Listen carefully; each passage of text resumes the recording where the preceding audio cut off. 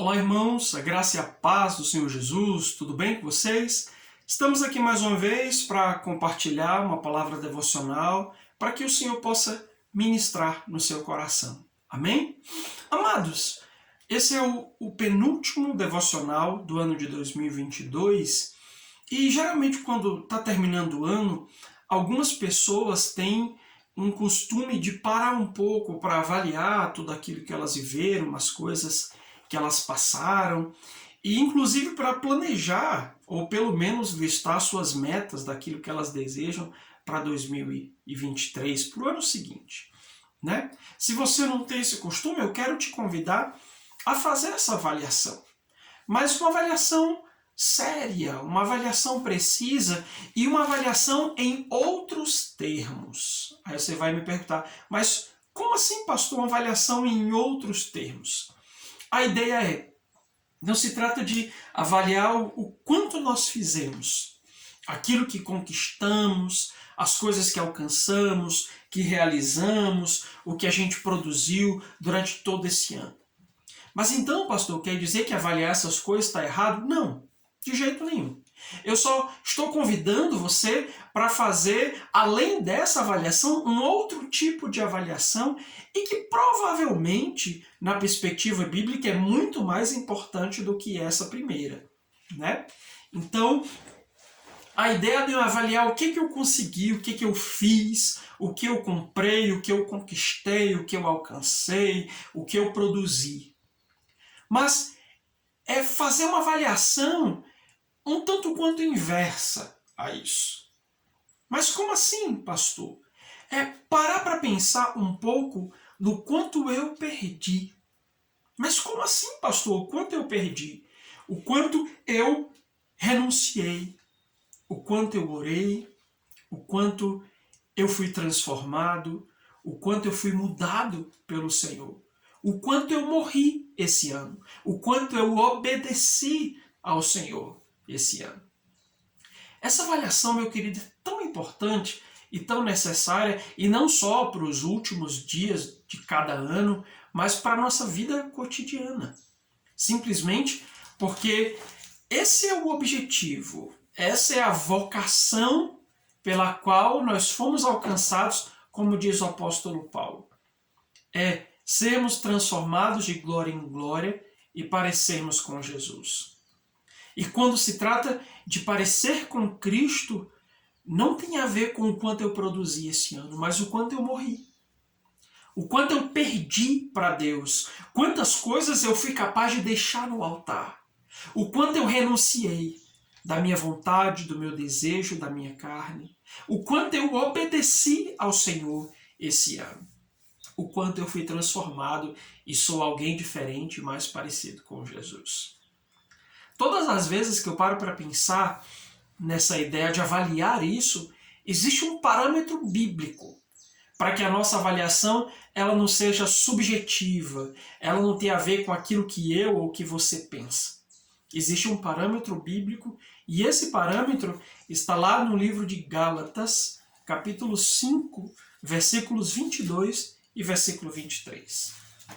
O texto diz: mas o fruto do Espírito é amor, alegria, paz, longanimidade, benignidade, bondade, fidelidade, mansidão, domínio próprio.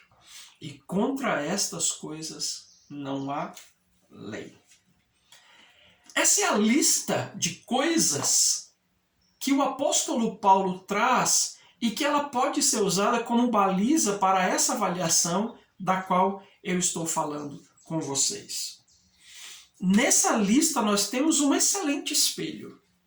Olhar para essas coisas, olhar para esse fruto que o Espírito Santo gera no nosso coração, é importante a gente perceber quantas dessas coisas eu conquistei. Quantas dessas coisas o Espírito Santo produziu no meu coração. Quantas dessas coisas eu me permiti que o Senhor realizasse dentro de mim. Então, o fruto do Espírito é a baliza que nos ajuda a discernir o quanto Deus tem trabalhado no nosso coração. Em primeiro lugar, ele é a presença visível ou ele é a expressão visível da presença e da ação de Deus em nós. Muitas pessoas acreditam que a expressão da presença do Espírito nas nossas vidas é o quanto eu sou capaz de falar em línguas, é o quanto eu sou capaz de expressar os dons, o quanto eu sou capaz de levitar, de voar por aí. E isso não é bem verdade. A expressão visível da presença do Espírito e da ação dele em nós é o fruto que ele opera através de nós. É o quanto nós aprendemos a amar, o quanto nós aprendemos a nos alegrar, mesmo nos momentos difíceis. O quanto a paz que excede todo entendimento está operando no nosso coração no tempo da tribulação. É o quanto nós aprendemos a ser longânimos, benignos, bondosos, fiéis, mansos, temperantes, cheios de domínio próprio ao longo desse ano. Então, a minha oração é para que eu e você possamos parar um pouco para meditar a esse respeito e fazer essa avaliação. O quanto desses 12 meses do ano de 2022 eu expressei amor. Para minha casa, para minha esposa, talvez você para o seu marido, para os seus filhos, para as pessoas que estão ao seu redor, para as pessoas que trabalham com você. O quanto você expressou a Cristo através da mansidão, respondendo com mansidão aos insultos, às injúrias, o quanto você abriu mão da sua justiça própria, para que a justiça, a bondade e a graça de Deus, ela se manifestasse nas situações. Essa é uma avaliação precisa e necessária, queridos. O fruto do Espírito é também a certeza que temos do quanto estamos sendo controlados pelo Espírito. Essa é outra coisa interessante. Quando alguém está controlado pelo Espírito, não é porque essa pessoa está fazendo barulho, não é porque essas pessoas estão fazendo milagres e sinais. É possível isso.